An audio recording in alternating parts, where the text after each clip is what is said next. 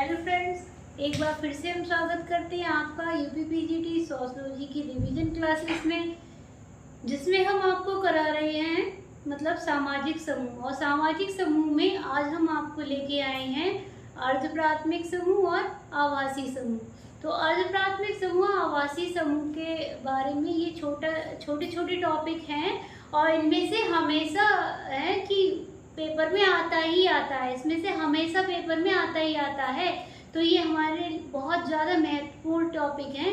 आइए हम देखते हैं अर्ध प्राथमिक तथा आवासीय समूह। अर्ध प्राथमिक समूह और आवासीय समूह। तो अर्ध प्राथमिक समूह के बारे में हम आपको बता दें कि इसके बारे में किसने बताया है? कूले ने बताया है। कूले ने बताया है अर्ध प्राथमिक समूह के बारे में।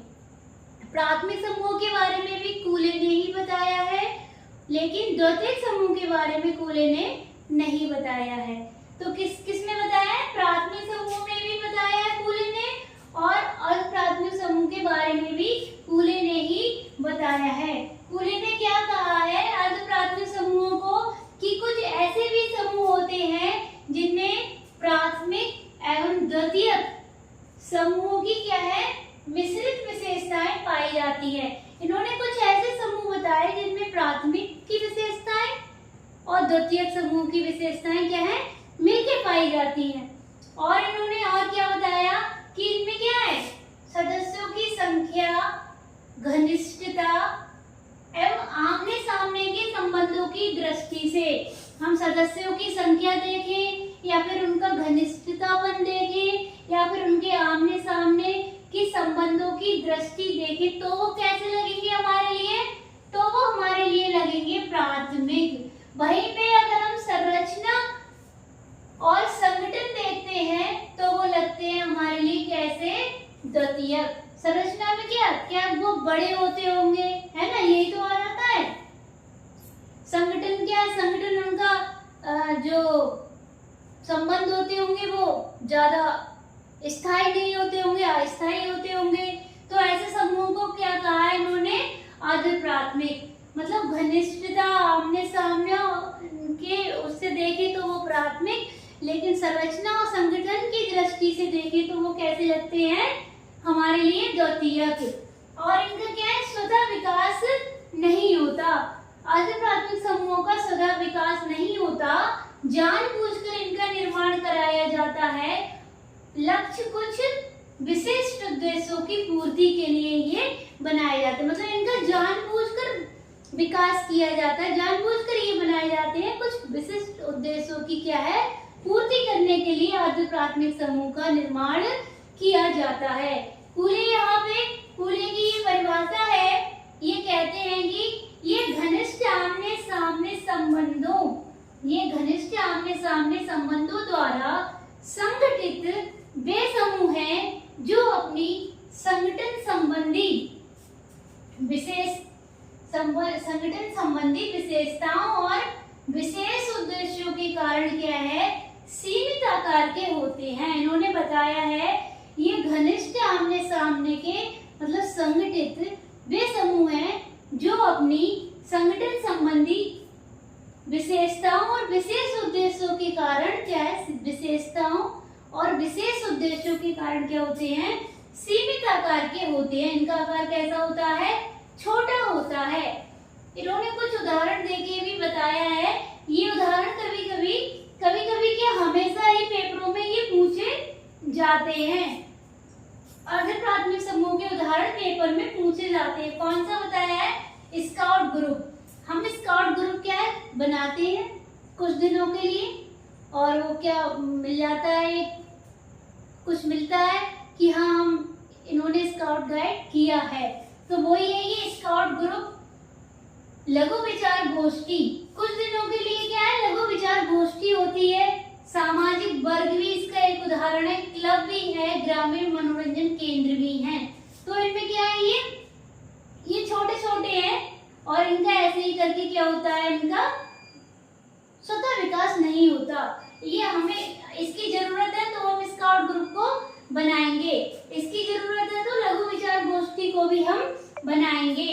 और इसकी जरूरत है तो सामाजिक वर्ग तो होते ही होते, सामाजिक वर्ग, ठीक है, और क्लब और क्या ग्रामीण मनोरंजन केंद्र, ये इन्होंने इसके उदाहरण बताए हैं।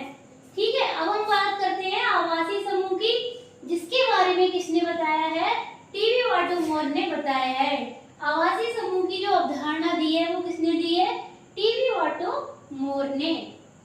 और इसे क्या कहते हैं? क्वाशी ग्रुप कहते हैं। तो आवासीय समूह क्या होते हैं कि आवासीय समूह एक ऐसा योग है जिसमें संरचना व संगठन की क्या होती है? कमी होती है।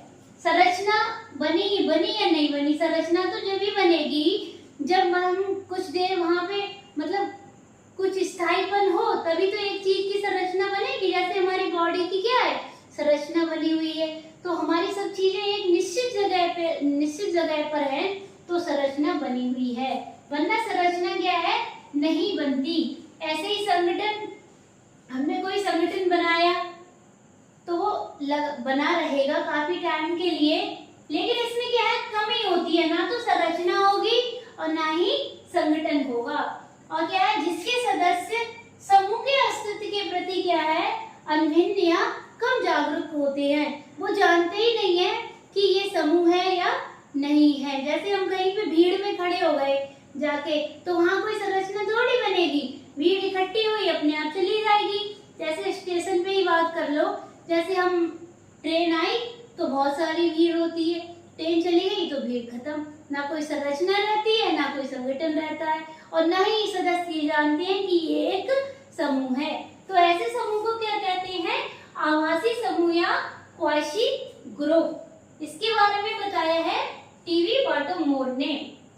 अब हम उदाहरण देखते हैं। इन्होंने ये टीवी वाटोमोर ने इसके ये उदाहरण बताए हैं। सामाजिक वर्ग के बारे में बताया है, ठीक है। दूसरा बताया परिस्थिति समूह, स्टेटस ग्रुप, ठीक है। स्टेटस में क्या है? और एक बताया आयु समूह, कई सारी आयु के लोग इकट्ठे रहते हैं, उन्हें ये नहीं पता कि हमारी आयु समान है। लिंग समूह, कई लिंगों की स्त्रियां भी हो सकती हैं, पुरुष भी हो सकते हैं, बच्चे भी हो सकते हैं, तो ऐसा ये भी एक समूह होता है। भीड़ भी एक समूह होती है, ठीक है। तो ये इन्होंने उदाहरण बताए टीवी वाटोमोर ने। ये हमारे लिए याद करने पड़ेंगे, आप याद कर लीजिए इनको। सामाजिक वर्ग, परिस्थिति समूह, आयु समूह, लिंग समूह और भीड़, ठीक है। और इसी के लिए और एक आवासीय समूह की एक परिभाषा दी है गिन्सबर्ग ने। गिन्सबर्ग की एक बुक है सोशियोलॉजी कई विचारकों ने लिखी है, लेकिन उसी कड़ी में गिन्सबर्ग भी आते हैं।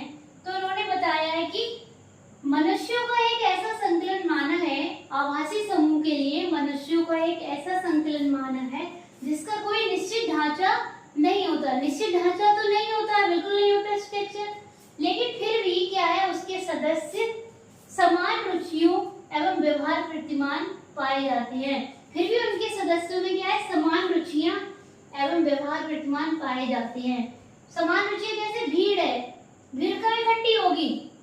वो तो हमने आपको स्टेशन वाली बात बता दी, लेकिन एक भीड़ ये भी होती है, जैसे यहाँ पे दो लोग लड़ रहे हैं, ये दोनों लोग क्या है?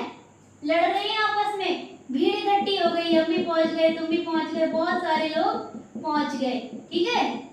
क्यों? क्योंकि इनकी लड़ाई सुनने के लिए।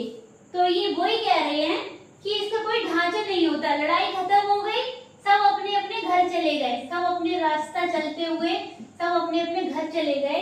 तो वो यही बात कह रहे हैं कि इसका कोई ढांचा वगैरह नहीं होता, लेकिन समान रुचियां होती हैं। समान रुचि कैसे? समान रुचि से तो हम सुन रहे हैं, वो मन लगा के सुन रहे हैं लड़ाई, ठीक है। तो समान रुचि है, ये मन लगा के सुन रहे हैं, व्यवहार भी हमारे समान प्रतिमान है। तो यही बात गिन्सबर्ग ने कही है कि लड़ाई हो रही है और समान रुचि के साथ सभी आपस में आ गए सुनने के लिए, लेकिन किसी के लिए ये पता नहीं है कि ये क्या है? एक आभासी समूह है। कोई भी नहीं जानता ये क्या बनना है, एक आभासी समूह बनना है।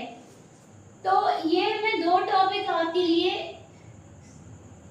लेके आई सामाजिक समूह में से, जो ये बहुत ज्यादा महत्वपूर्ण थे। एक तो अर्ध प्राथमिक समूह जो कूली ने बताया, वाटरबॉर्न ने बताया। कूले के ये उदाहरण दिए कूले ने, और टीवी वाटरबॉर्न ने ये उदाहरण दिए। ठीक है, आप ये अच्छे से याद कर लीजिए। अब मैं लेके आऊंगी संस्था, तब तक के लिए धन्यवाद।